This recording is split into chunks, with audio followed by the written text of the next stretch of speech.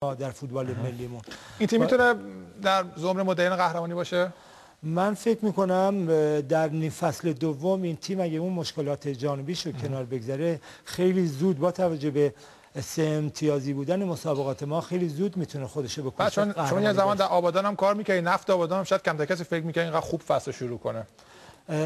نفت آبادان هم از اون سری تیم هاست که خیلی وابسته به مسائل حاشیه‌ای هست. اگه این مسائلش کنترل بشه که من اعتقاد دارم خواهد بود به دلیل مدیریت خوبی که بر این باشگاه حاکم هست، این تیم میتونه اون ظرفیت و پتانسیل رو داره حتی با همین بازیکنانی که الان داره، چون بازیکنان سال گذشته رو تقریبا حفظ کرده، چند بازیکن پا به سن گذشته رو کنار گذاشتن، دو سه بازیکن تاثیرگذار مثل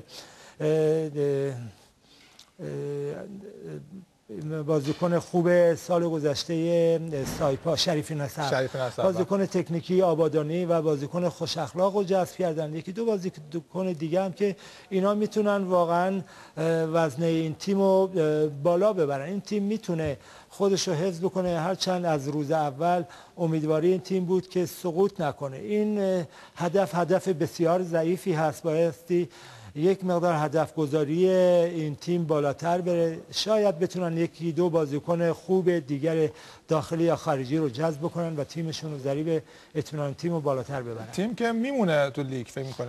امیدواریم. ما سال گذشته هم دو سه تا تیم داشتیم که تا نیم فصل در رده دوم سوم جدول. یعنی شما کماکان تردید دارید نسبت به این قضیه؟ به هر صورت مسائل مدیریتی و کسب شرایط اعتماد به نفس عمومی تیم بسیار تاثیرگذاره.